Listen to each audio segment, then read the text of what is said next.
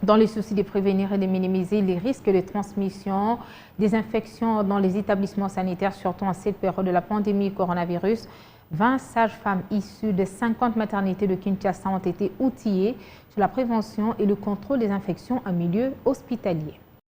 Dans le souci de prévenir et de contrôler la propagation des infections en milieu hospitalier, surtout en cette période de crise sanitaire liée à la Covid-19, le Fonds des Nations Unies pour la population, en collaboration avec la Division provinciale de la santé, viennent de former à cette fin 200 sages-femmes. Venues de 50 maternités des 10 zones de santé de Kinshasa, ces sages-femmes ont durant 3 jours reçu des notions devant leur permettre de prévenir et de minimiser les risques de transmission des infections dans leur établissement sanitaire.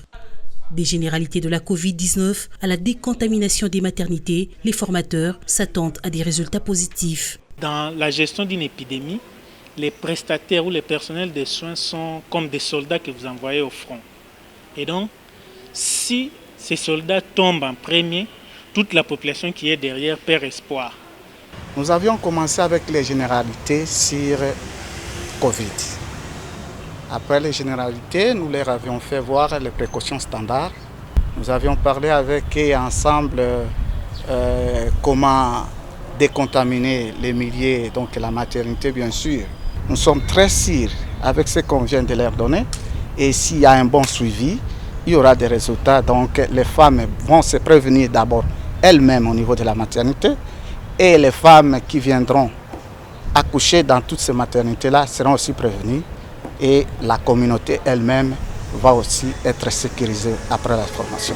Face aux multiples infections qui circulent dans les milieux hospitaliers, le Fonds des Nations Unies pour la population veut s'assurer que les femmes qui accouchent et les sages-femmes qui les assistent soient épargnées afin d'atteindre les résultats transformateurs. Nous travaillons sur 3 résultats transformateurs.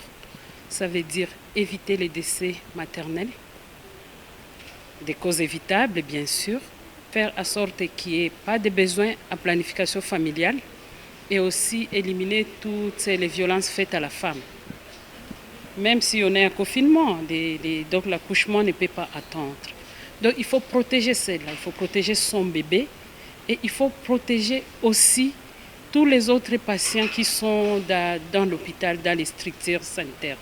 Former ces sages-femmes promettent de mettre en pratique les notions acquises pour le bien des communautés. Dans nos institutions sanitaires, nous devons vraiment se protéger et protéger le malade que nous recevons en apportant tous les équipements complets, disons les masques, le bottes qu'on sort. Au niveau de la maternité, il faut avoir une distance entre le patient et le personnel soignant. Distance de 1 mètre, il faut dire au personnel soignant, patient portez le masque, lavez le main. Ensuite, vous avez la toux, il faut voir le médecin, vous pouvez voir si vous avez les signes de Covid-19, il faut chercher un personnel soignant. Après Kinshasa, d'autres formations se dérouleront au Kasaï central, à l'Équateur, au nord Ubangi et la Chopo. Objectif, former 600 sages-femmes à travers le pays dans la prévention et contrôle des infections.